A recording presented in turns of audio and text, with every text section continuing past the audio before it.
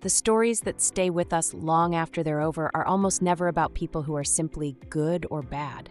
They're about people caught in situations where there's no clean answer, where every choice costs something real, and where you imagine a reasonable person landing somewhere completely different than the protagonist did.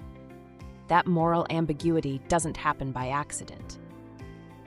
It comes from writers who've thought seriously about the ethical architecture of their story, not just the plot. And the best way in is often to start with a genuine philosophical question rather than a theme. A theme is a conclusion. Greed destroys families. Love requires sacrifice.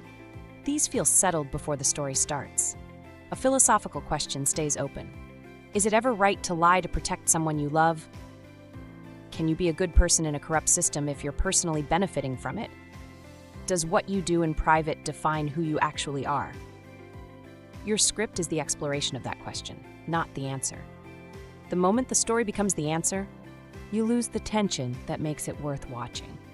The characters who feel most alive are the ones whose choices reveal what they actually believe at their core, not just what they want in the moment. When you design scenes around forcing your characters to act on their values under pressure, something shifts in the writing. The stakes become ethical, not just narrative. And ethical stakes are the ones that linger.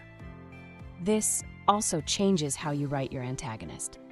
If your antagonist is simply wrong, your story has an easy out. If your antagonist has a coherent moral framework that you almost understand, if their logic holds even while their conclusions are ones you'd reject, your story becomes genuinely uncomfortable, which is exactly where the most interesting work happens. What's the philosophical question underneath the story you're working on?